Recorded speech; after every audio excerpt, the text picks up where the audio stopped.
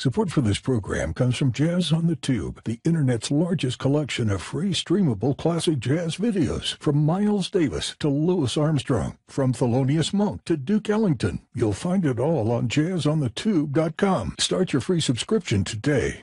Hi, and welcome to Jazz Talk, a Jazz on the Tube podcast. My name is Ken McCarthy, and this is where we talk with people who are doing important work that supports and illuminates the music we love. The writers, the scholars, the educators, the filmmakers, the producers, and more. Hi, everybody. Welcome to Jazz on the Tube. We've got an exciting program today. This is my first crack at interviewing three people at once. Until I got on the verge of doing this today, I didn't realize that I'd never done this before. You can do it. I know. I have faith. I believe in you. Thank you. Thank you. And that was Janis Siegel, who we're going to be speaking to in a bit, and Antoinette Montague, who's we're also going to be speaking with. But we're going to start off with this amazing thing here that I want everybody to burn into their consciousness. Vox Humana. And if I had been as good a Latin student as Bobby was at Cardinal Hayes, I would have recognized instantly when I got the record, this was about the people's voices. And that's what this is about. It's a big band album with wonderful singers, with wonderful live performances. Bobby, I know why you did this in a way without even asking you. It's something that has to be done, that needs to be done, that benefits the universe by doing. But how did you come up with this particular idea?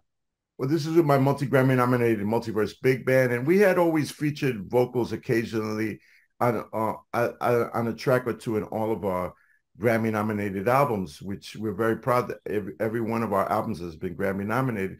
But I always had in the back of my mind doing an all vocal album, but the trick was which vocalists. You have to get the right combination of voices, and I knew I wanted to have three women, and they had to be diverse in their stylistic backgrounds, but be legitimate jazz vocalists. That meant to me what defines a jazz vocalist besides blues interpretation, harmonic devices that are utilized in jazz, etc.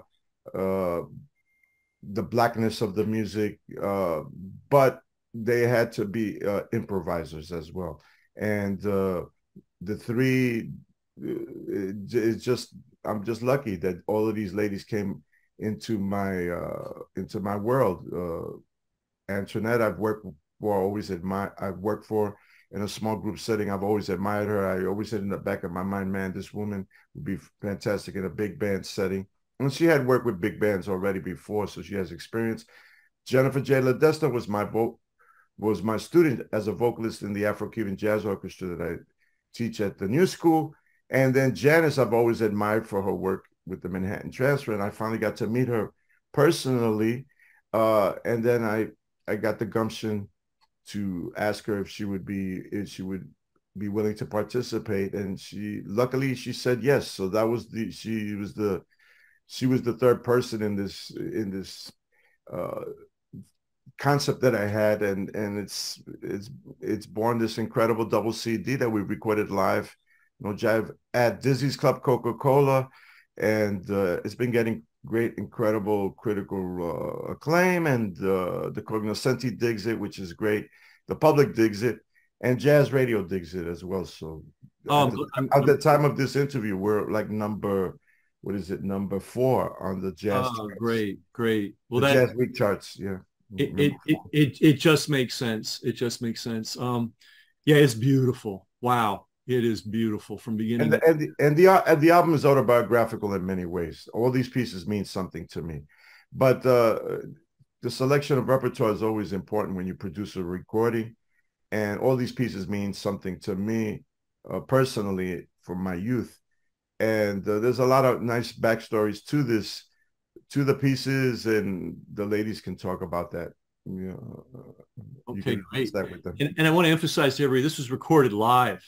So not only do we have the rarest of all things, which is a big jazz orchestra with vocalists, we also have live recording of such a thing. And which brings up this topic. You know, we've got symphony orchestras all over the country and all over the world, and they're playing Beethoven and they're playing Mozart, and it's good. We don't want that music to die, you know. But our country, the 20th century and now the 21st century, also has an amazing art form, and that is the big jazz orchestra with amazing vocalists up front. And Bobby, you're holding the line on this, keeping it going. You know, we can't let this particular art form die. It's not an easy one to put on, right? Logistically speaking, in this day and age.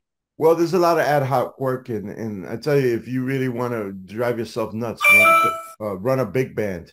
But I believe it. I believe it. I have a joke that I talk about. Well, if I die and when I wind up and when I die, St. Peter, if you're the Catholic faith, is there, or St. Michael or whatever, and that they're at the gates and they go to, hey, Bobby, check it out, man. We got a great big band for you. And then there's Charlie Parker, Dizzy Gillespie, all of my heroes are there, Chick Corea, et cetera, et cetera. And I go, wow, I made it. And then they start playing 8 bars, and then they finish, and then they start playing 8 bars again. They go, hey, let's go on to the rest of the chart. And they go, hey, man, you know, where do you think you are? This ain't the place. This isn't heaven. This is hell, you know. So it's not for the faint of heart. I can tell you that. No, it isn't. But it's essential that somebody do this. And you know, you're holding the line on so many places with Afro-Cuban music, you know, classical Afro-Cuban orchestra, and of course there's a lot of Afro-Cuban and Brazilian and classical jazz pieces on this too, and a pop tune. I don't know what the name of it. I Blackjack, Do It Again. What's that? What's the title of it? Oh, well, that's a tune by Donald Fagen and Walter Becker from Steely Dan. Steely Dan. I knew it. Yeah. Do It Again. But there's a great pop tune on there that is associated with Christina Aguilera, and the person to speak to about that is Janis Siegel, the great Janis Siegel, who's here with us. So maybe we'll start there since we have a segue. Janis, tell us about that tune, if you would.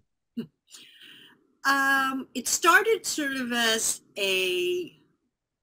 just a fun romp with a young pianist that I love, Addison Fry. He was over at the house and we were working up some stuff. And I said, what if we did Christina? I just loved Christina Aguilera's Genie in a Bottle. I thought the lyric was very clever. I mean, that whole simile of, you know, I'm a genie in a bottle. You gotta, you know, in order to make me bloom, you have to rub me the right way. And then I release my powers. So we tried it as a duo first. And I started performing it. But then I thought with this opportunity with Bobby, it would be really great to expand that for a big band. And sure enough, I had already sort of worked it up with a big band because I had been invited to Swarthmore College to do a master class and a concert, and there was a student big band. So I thought this is the perfect place to workshop this piece. So that the culmination of all that work ended up with Bobby and the arranger Andrew New, who is the guy who invited me to Swarthmore. He was a sax player with Bobby Caldwell, actually, the late Bobby Caldwell, and he did the arrangement for Genie in a Bottle. Oh, great. And I'll confess ignorance on that tune. I had never heard it before, and I thought it was a jazz standard that I'd missed. Well, that's good news. Well, in our hands, I think, yeah. It's becoming one. Yeah. Well, in our hands, it's become something like that. Yeah. But it's funny the reaction of people when they hear it, because they start going, wait a minute, I know that song. Right. I mean, I played it for several young girls, like in their 20s or something, that were even early 30s, that knew it from the radio. And they went, what? Wait a minute. What? Well, actually, isn't it true that a lot of standards came from Broadway shows that we never heard of? Like, you know, they ran for a week, but there was one good tune in it, and now it's become a jazz standard. And I think that's a common story. I got one more question for you, Janis, before we go to Antoinette. if my math is correct, you did your first recording at age 13, or 12. am I 12? Wow. Now I just have to find out how such things happen, if you don't mind. Magic. Okay. I don't know how it happened. It was just a confluence of events that my group, we were in 8th grade, I think, when we got together. And then as we started high school, we got a manager who was a teacher at the local high school. Mm. His name was Artie Wagner. And he brought us to this young producer named Richard Perry, who was just starting off in New York. And Richard had one other client at the time, Tiny Tim. Uh, Wow.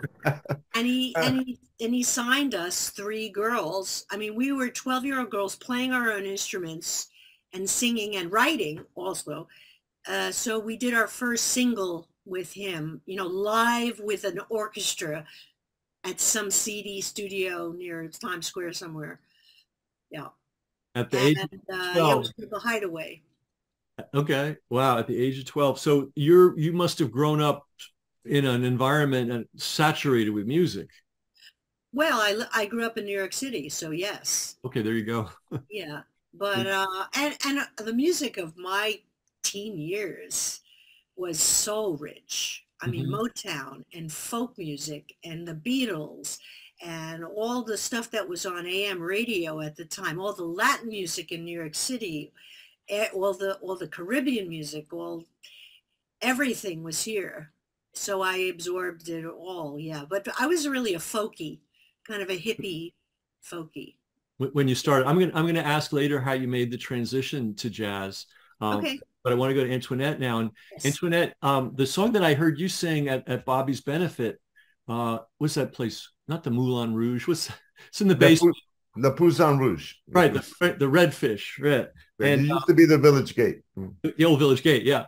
But the song that I heard Antoinette sing was "Let the Good Times Roll." So I want to ask you about that song. Why? Obviously that song, you resonate with that. I would guess, because this is now 2 times I've heard you sing it, and you sing it so beautifully or so powerfully. It's the blues is the roots of American music. You just mentioned about European music, but this is the foundation music of this country, and it is the foundation of all contemporary commercial music, as I've heard it. So when you hear the blues, the roots of that, and then the fruit is jazz. Jazz comes out of blues, as does country western, rock and roll, rhythm and blues. And my mission is to just remind us of the musical architects that developed this pop music, jazz, etc., and that we continue to lift it up. I'm really proud to be a part of this project, Vox Humana, because I get a chance to work with the great Janis Siegel, the great Bobby, Sanabria, and the great Jen Jade Ledesma, and the energy that has come up. It's always a high honor and pleasure to work with professionals who work well with each other. And we enjoy seeing each other on the gigs. We miss each other when we're away from each other at our own gigs that we're still developing. Everybody is trying to figure out how to become, but you become with a lot more fun when you can rally together and take the hill. So it's a beautiful thing to take the hill musically with this project, and that we encourage people to pass the word. Sing the praises of this music, and let's get the other dreams and hopes done for Bobby and all of our fellows, the band, the instrumentalists in the band. They're amazing. That it might have been a heaven or a hell joke just now, but it's heaven when they get together and everybody's all dressed in white, and it's just a real privilege to be around professionals that want to do a great job. Everyone shows up with their A game. No one shows up dialing it in. And that's the honor of doing this project, but to capture it and then to put it out to the world. Listen, they beat up, Miles Davis for Bitches Brew, and now that's like one of the most renowned recordings. So you can't always trust the public. You darn sure can't trust the critics. You can't trust radio. But I'm saying put everything aside and get behind this project because it is so diverse. We want diversity and inclusion, equity and inclusion. Well, here's a project that displays equity and inclusion in the greatest American form, that of jazz music, Latin, pop, rhythm and blues, straight up and down blues. So it's a privilege. And that's just, why do I do that song? I live that song. And I'm glad that we all together sing that song and champion the battle cry of let the good times roll, because there's enough bad times out here. Amen. Yeah. Yeah. I mean, it's actually a great anthem. It is an anthem. Yeah. There you go. Yeah. Yeah. And so, Bobby, live, more performances of this group live, are they in the cards? Is there any possibility that might happen now that the album? Oh yeah, we've done quite a few things. This band is it's interesting. The band, this is the 25th anniversary of this band. This album is also a celebration of that. And we've performed in Europe at the Verona Jazz Festival. We played at the Chicago Jazz Festival. The Verona, what else? The Ravinia Festival in Chicago. We've done many things over the years, obviously playing all the major venues in New York City. And we're going to be playing at what's the name of the place? We're going to be playing in New York, New Canaan, Connecticut on the 30th, coming up at a place called, it'll come to me in a second, but we'll also be playing October 11th in New York at the Interfaith Church in Manhattan at a free concert at 7 p.m. So we've done quite a few things, and we're doing quite a few things to get the message out. Again, people have told me over the years, you're crazy, because the band, a standard big band is usually 15 to 16 musicians. When I started this band, it was 19 musicians, and now it's 24 musicians. So my son the other day was going to be, Pop, man, don't tell me, I know one day you're going to tell me, hey, man, I just added 15 string players, something like that. And actually we did a concert with 15 string players added to the 24. So, but this is what I need to have in the orchestra. I need to have all these voices so I can have all these options for all of the things that I want to do with this orchestra. And the final element was these three incredible vocalists. So great. And I'm wondering, will there ever be occasion where the vocalists are with the orchestra again live? They always are with us. They always. You're in. Oh, really? They are part of the orchestra. Yeah. Oh, so that's a new thing, newish thing, right? Right. Bring me up to date. I'm a little, I haven't seen you in a couple of years. Well, like I said before, we've always had. No, I knew that, but I mean, but now always including these three queens. Wow. Of jazz, so you mean anytime anybody goes to see your orchestra, they're seeing these great vocalists at the same time as well? Yeah. Wow. And we're also doing the Rebooth Jazz Festival, which is on October 14th, which is coming up in Delaware as well. That's another event that we're going to be doing. So we got quite a few things coming up. So you'll be able to hear. I would suggest people just go to my website, bobbysanabria.com, which is very easy, and you'll see the entire schedule. Great. I want to ask now. What I wanted to emphasize is this is not just a band that gets together every once in a while like most big bands do. This is a working band. This is not just a throw together band made up of freelance musicians that occasionally play the music of one figurehead, the leader who usually writes all the charts, et cetera, et cetera. No, this is a working entity, and it's my vision, but everybody contributes to it. We have various arrangers within the band and outside of the band, including myself, and everybody contributes to this. If it wasn't for Janis, we would never have recorded Genie in a Bottle, and because she was the one that suggested, this other pop tune that has been getting a lot of radio airplay, our version of Spooky, which was that's doing well, huh? Yeah, which was a hit for the Classics 4 back in the mid 60s. It was originally an instrumental hit. Then the Classics 4 wrote lyrics to it. Then the Atlanta Rhythm section back in the 70s had another hit with it. So Janis brought the song to my attention. And she, in a phone conversation, she said, "Hey, Sanabria, you know this tune Spooky?" I said, "Yeah, I remember that."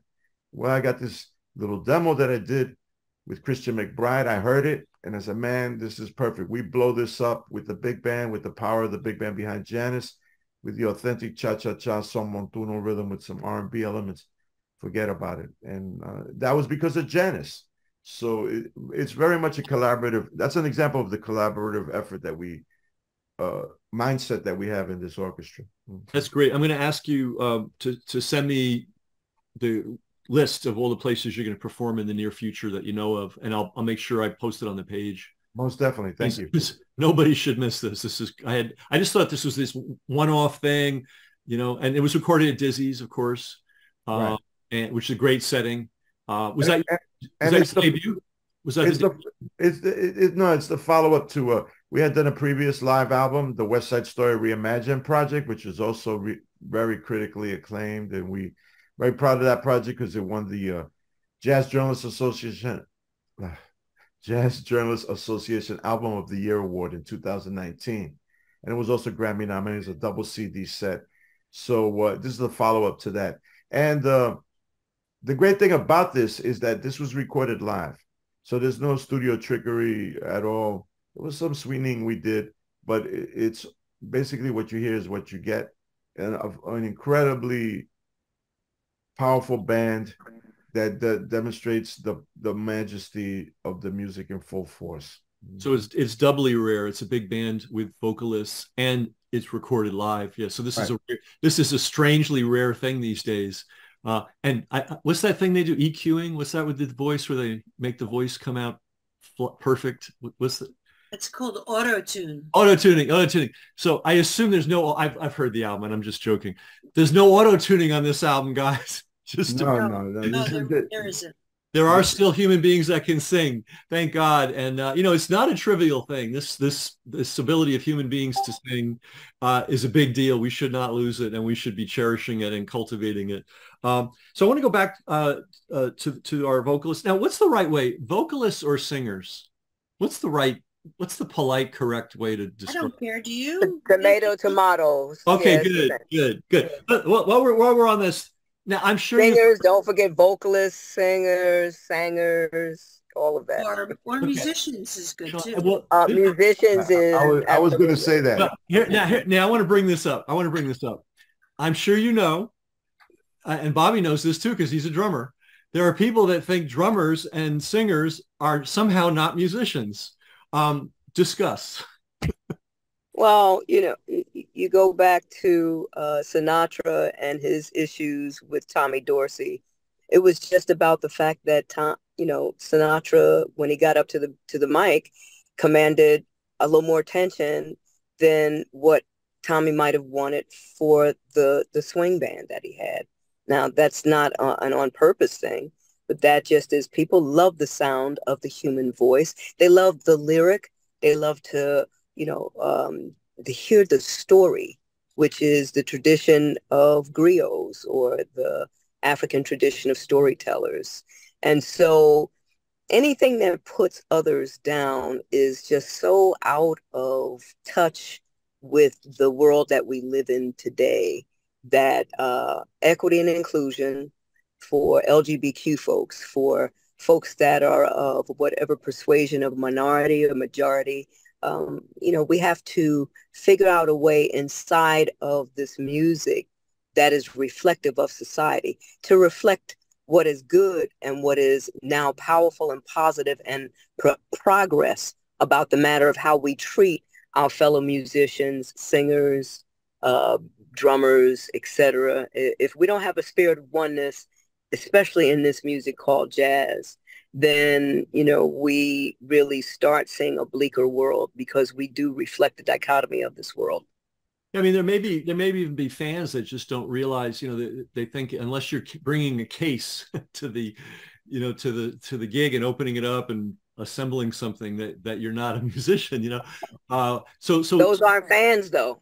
well, fans but it's fans fall in love with all of the drummers and the singers. They the people who may be critics or pro whatever horn they might like to hear, etc. They're music lovers, but our fans would. I just had two of them tell me what they would lay it down on a line if anyone ever messes with you, Antoinette, whatever. So I'm just clear that positive energy is the way, that if we repeat negative stories and negative narratives about how we see folks in the music, this vernacular, then we're not moving forward with the rest of the world that's trying to. So, that's how I feel about it. Janis, what do you think? I think it's just wrong. That singers and see how succinct that was? Yeah. Yeah, right. It's just right, not smart. Well, the training and the practice and the musical education that singers and drummers go through is the same as any instrument. Well, yeah. I mean, let's face it. I think every reed or wind instrument is trying to be the human voice. Oops. Yeah. So, yeah. I mean, again, it's a matter of individuality too, because there are some drummers and some singers that are not musicianly, They're instrumentalists that are that way too. You know what it might be? It might be that everybody can sing. Like everybody can go in the shower. So they think, well, she's just a little bit better, and maybe she got some breaks I didn't get. They don't understand the training and the education and the experience and the dues that are paid to be in your place. And it's a spiritual aspect to it too. Yeah, especially and to play the music that we play, that we perform on the level that we perform it at, you definitely have some things together. On a very high musical level. I must say that the drums I would say that the drums are the hardest instrument to play in terms of being musical, because anybody can sit on a drum and immediately make a sound. If you put instruments in a room, guitar, saxophone, and drums, and you get a bunch of little first grade kids or kindergarten kids and throw them in there, and you tell them, go ahead, play whatever instrument, they'll always 99% of the time gravitate toward the drums, because as soon as you hit a drum, you can make a sound. Now, making a musical sound out of that, well, the great artists like Louis Bellson, Buddy Rich, Max Roach, Art Blakey. I mean, my heroes, Billy Cobham, Tony Williams, Elvin Jones. These people really showed us how to play drums in an incredibly musical way. Maestro Tito Puente, etc., etc. In terms of me, I was always fascinated by the fact when I was a kid that I'd see on the back of albums, it said arranged, composed, and conducted by Tito Puente, for example. Or I'd see a Louis Bellson album and I said, wow, it said that he wrote the arrangements. So I said, wow, you mean, and then I would see Eddie Shaughnessy with the Johnny Carson Tonight Show band, and he had like 4 music stands. I go, wow, he's reading music. And I'd go see maybe the Dick Cavett Show, and Grady Tate was not the Dick Cavett Show, and Bobby Rosengarten was the conductor, and he had music stands right next to the drum set. He's reading music. See Grady Tate on the old David Frost Show with Billy Taylor leading the band. He had music stands and he's reading music. That always fascinated me when I was very young, as opposed to the rock bands that I would see. None of them had music on stage. That's another form of musical expression. I have to say, Bobby, I've never seen anyone as incredible as you on stage, playing the drums, playing all that complex music, cueing everybody, singing choros, entertaining the people, announcing everything and everybody. I mean, really, that alone is worth the price of admission. Thank you, Janis. And the check, I sent you the check yesterday. So thank you. But I must say, all these, talking about musicianship, all of these ladies, incredible musicians. I've seen Janis do some incredible things in the studio. Antoinette, singing in different contexts. Jennifer, I'm very fortunate that these ladies came into my life, and when they did, I said, now is the time, like the old Charlie Parker's tune, and the fruition of that is this incredible new album. And just so, since we're speaking right now, I just wanted to let you know that that date for anybody viewing right now, this interview is that we're going to be playing in September. On September 30 is at Grace Farms in New Canaan, Connecticut, an incredibly beautiful open air theater, and that's at 7:30 at Grace Farms. You can get tickets online. Great, and that's a Saturday. So yeah, what's the date again? September 30th. September 30th. And then October 11th, we will be at the Interchurch Center in New York City. That's in Manhattan, on Riverside Drive, between 122nd and 123rd Street. That's at 7 p.m. That's a free concert. And then October 14th, we will be at the True Blue Jazz Festival in Rehoboth Beach in Delaware. Wow. So I've been to Rehoboth. It's worth the trip. There's a beach there and everything. Yes, yes, it's beautiful. Hey, you know, about the drums, and then I want to, if we still have a little more time, I have a few more questions for everybody. You know, the drummer he or she creates the framework for the entire ensemble. Right. I mean, you gotta have everything in mind, and if you're missing, the whole thing falls apart very quickly. And the thing about singers too, I want to say, and then we'll get into some more specific stuff, is you can't hide behind an instrument. You can't put a saxophone in your mouth and kind of, you know, go off to the side. It's you, which I think adds an extra dimension of challenge, an extra potential for beauty and expression. But it's, you know, it's physical. It's really physical. You can have a cold and play the saxophone, I think. You have a cold and try to sing, you're looking towards a hard night. Well, right? It's changes your sound. Okay. I mean, a cold, you can sing through a cold. I mean, I don't know about you. I'm sure Antoinette has stories too, but I've sung through some rough, you know, challenges with swollen vocal cords. That's the worst because they don't vibrate. And there's nothing you can do really except stop talking and stop singing. Right. For, you know. I'm allergic to cigar smoke as I've gotten older.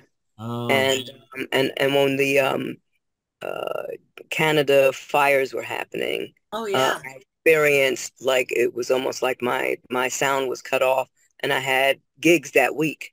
So I was very grateful. It's humbling, and I was really grateful to be able to do a decent job of singing.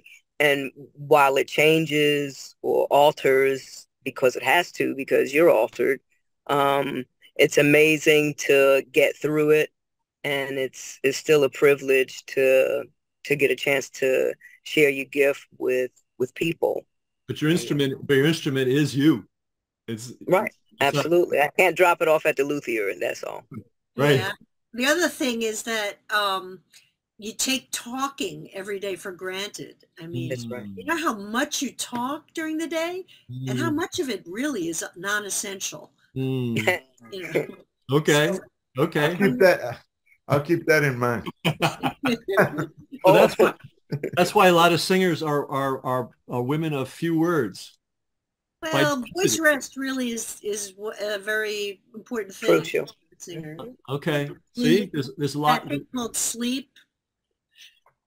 Singers really need to take care of themselves, really think about their health. And you mentioned the spiritual dimension to it. It's not just your physical health and your emotional health. You're opening yourself up on stage. You're making yourself very vulnerable, and all the training and all the technique that you've acquired and all the experience, you sort of forget it at that time. And then you're a conduit. You're expressing hopefully something universal that people can feel.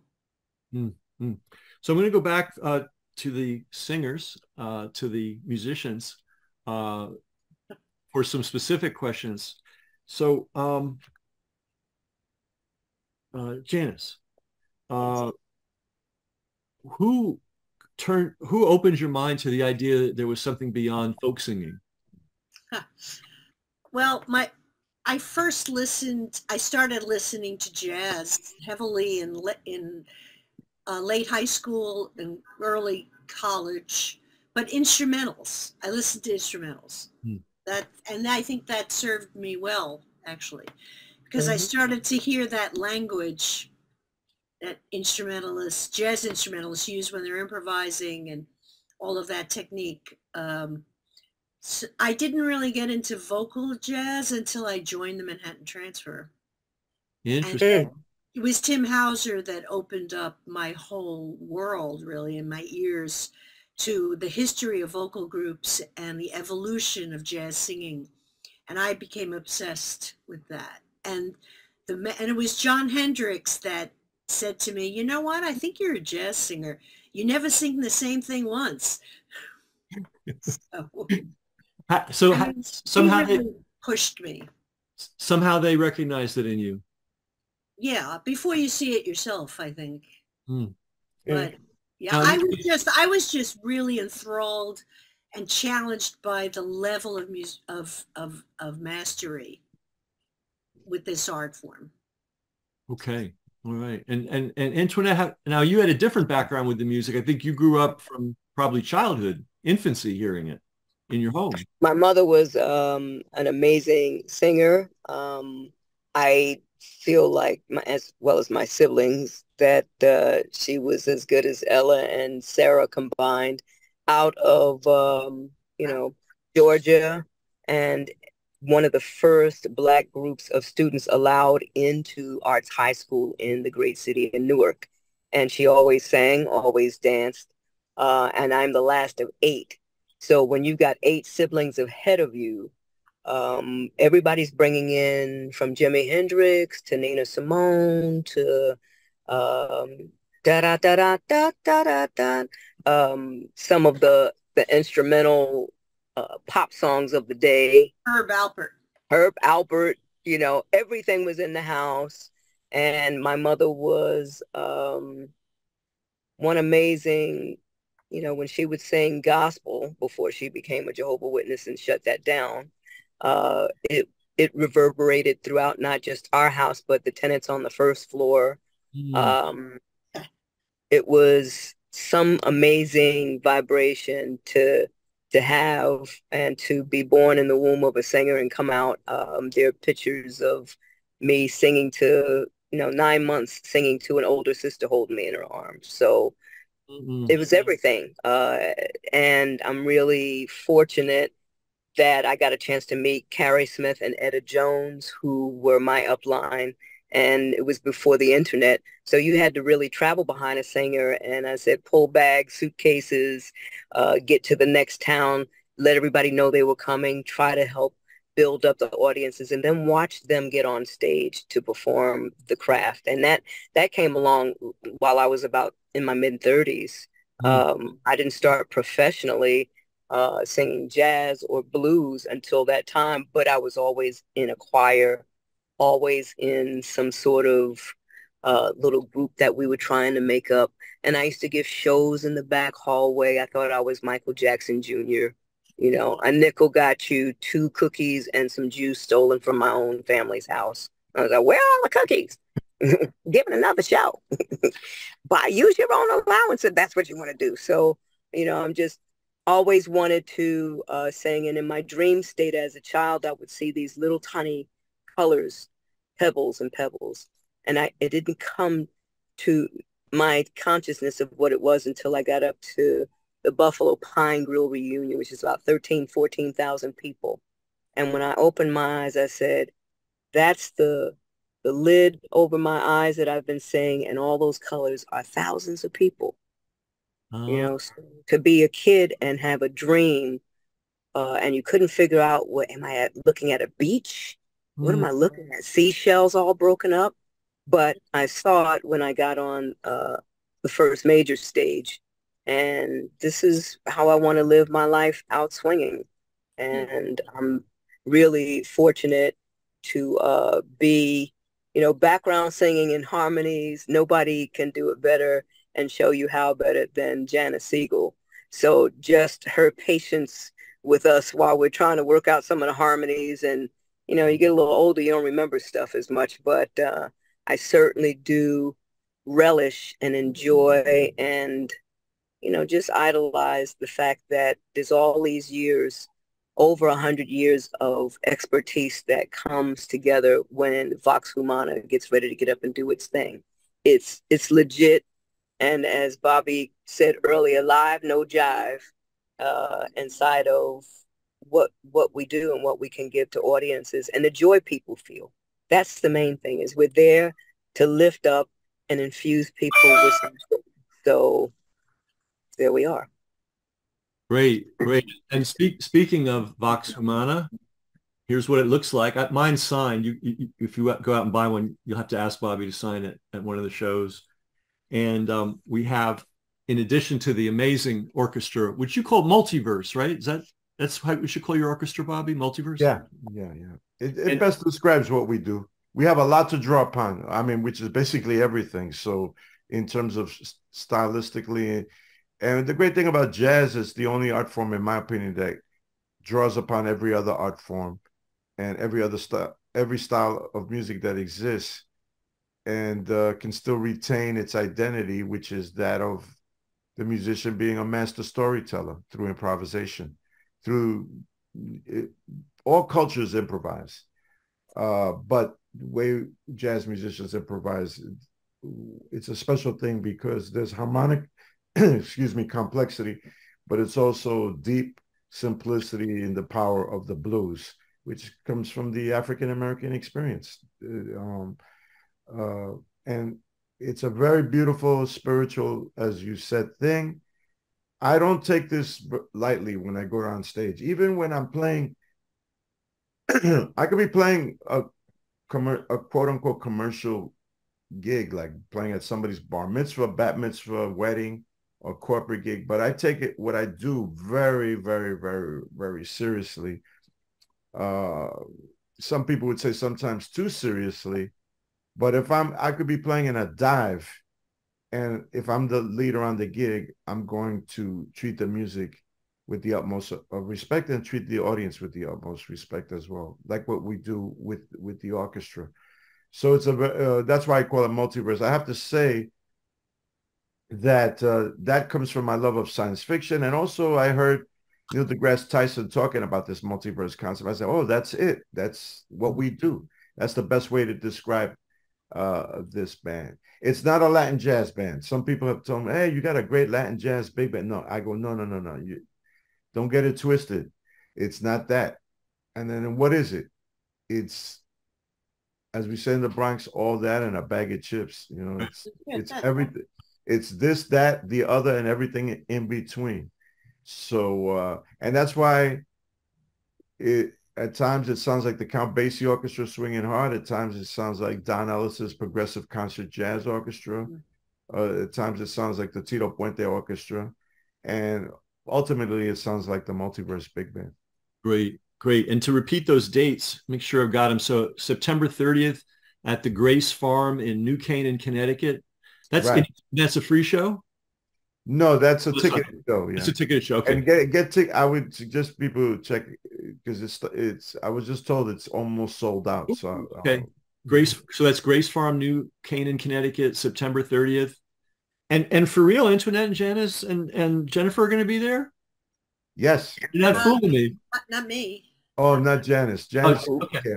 Not that particular. I'm going to be in San Francisco with the Manhattan Transfer. But I just left San Francisco.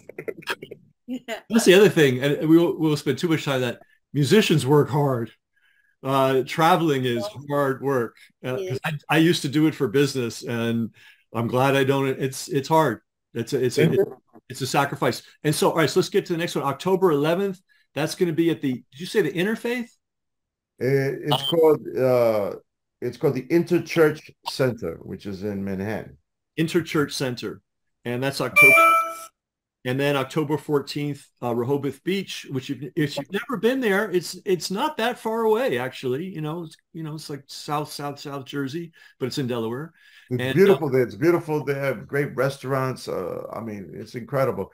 And it's for the True Blue Jazz Festival. So if you can't remember Rehoboth Beach, just so it's part of a whole festival.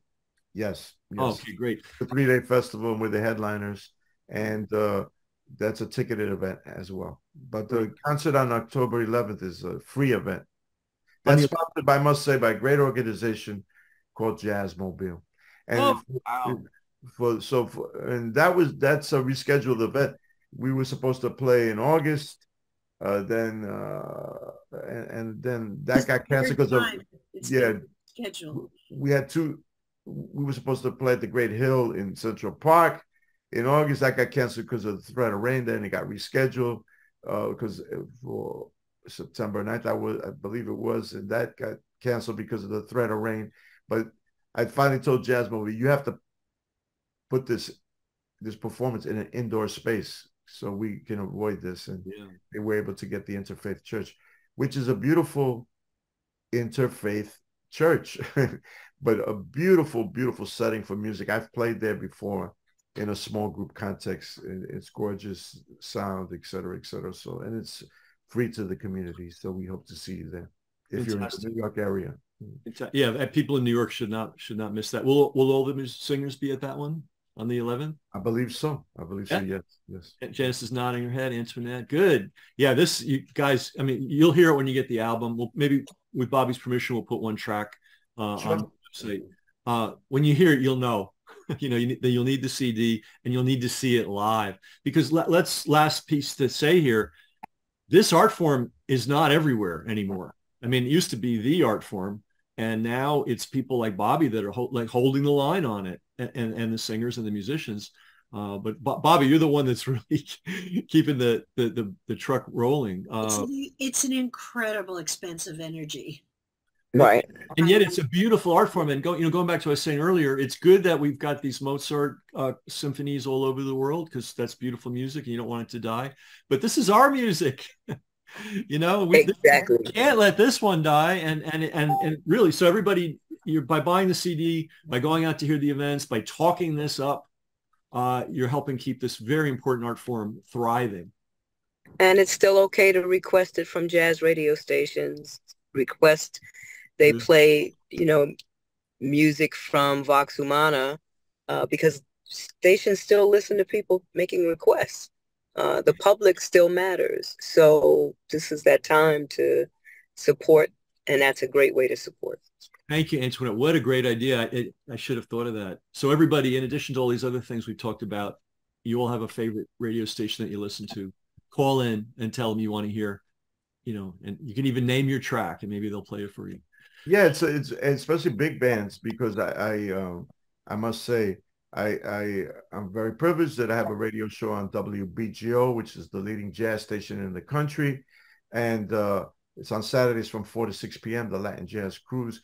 But throughout the other broadcasts, the other shows, my pet peeve is I don't hear enough big band music, and the big band is really, you were asking the ladies how they got involved in the music. I got involved in the music. I was a kid listening to the first 3 records I remember hearing when I was a kid was I'm In With the In Crowd by Dobie Gray, Reach Out by the Four Tops, and Recuerdos de Navidad, which was done by a great Puerto Rican guitar trio called Trio Vega Bajeño, who all sang in 3-part harmony.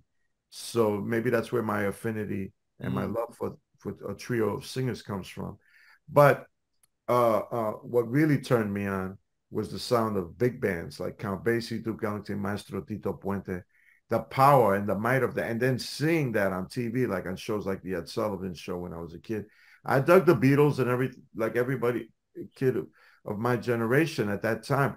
But when I saw the Duke Ellington Orchestra, and I saw with people like Sam Woodyard playing drums and Buddy Rich's big band and Maynard Ferguson's big band, I go, oh my God. And then the musicians playing all dressed in suits, sharp. and just killing it on the instruments that they were playing, improvising and taking no prisoners. I mean, I was just flabbergasted. And then I dug Ringo playing with the Beatles, but when I saw these drummers, the way they powered a big band and they improvised and they did the fills in perfect synchronicity with the brass, I go, wow, wow, wow. It just blew my mind and curved my spine, et cetera, et That's cetera. Bernard Purdy, man. He did most of that that work on the Beatles recording for VJ Records. So, you know, we have to honor all of that soulful backbeat and the Purdy shuffle and energy that is iconic and still endures. And then there was Earl Palmer out in LA that was the drummer on just about every early 60s. Yeah, and he was from New Orleans, so absolutely. He had that grease, you know. And Janis talks about the Motown sound that affected me as well, because I'm just a product of my environment. I'm just very blessed that I was born and raised in the South Bronx at the time period when radio was firing on all cylinders. You had jazz, Latin music, and pop music, rock music, all existing on an equal level. So you could turn the dial and you could find all these different forms of music. If you didn't like something, just turn the dial right away and check something else out. Excuse me. And pop music at that time was very sophisticated. Frank Sinatra was considered pop music. Tony Bennett was considered pop music. And Perry Como was considered pop music. But then they had orchestras with strings. And then Motown had R&B rhythms, but with strings, etc. So you're learning about arranging without even knowing it. That a lot of the things that I do come from that data bank that I have, that I ingested listening to all of that incredible music. What's different about me is that a lot of my colleagues just became either jazz snobs or salsa snobs or rock snobs or R&B snobs. I just never looked at the music as one better than the other. Only for a short time period when I was in college at my alma mater, the Berklee College of Music. But I soon grew out of that once I got back to New York City, my roots. And there's beauty in a simple folk melody, there's just as much beauty in that as there is in a sophisticated big band jazz arrangement. So I think it was what Duke Ellington said, to be beyond category. He didn't really even like the word. So beyond category is what the Vox Humana project feels to me. Beautiful. That may be a good place to sum it up. Here's what it looks like. Called Vox Humana. They play live, which I didn't even know till this interview, and I will be at least one of the shows. And I want to thank you all for this beautiful, beautiful work you're doing. It's humanity needs this, and thank you for providing it. Thank you for the opportunity to share our thoughts. And the CD, it's a double CD. It's available on all platforms, so you can check it out as a hard copy CD, or you can download the tracks. And if you want to read about the CD, simply just go to my website, bobbysanabria.com, and there's an icon on the top. This is Vox Humana, and there's video there. The liner notes to the album, all the players, all the pertinent information is all there, and a beautiful, extensive essay by the great New York Times best-selling author T.J. English. Oh, also there as well. Wow. Well, and Antoinette gave us a great idea. Even if you don't have the CD, you can still call the jazz radio station that you listen to and ask them to play it. And that way you can hear all the tracks and then you can go out and buy it.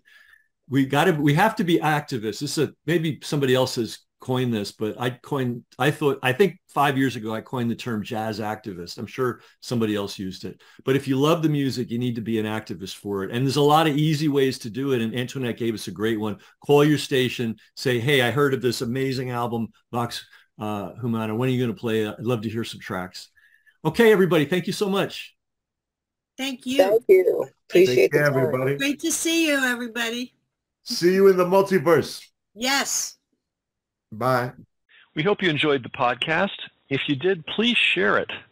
That's how we grow.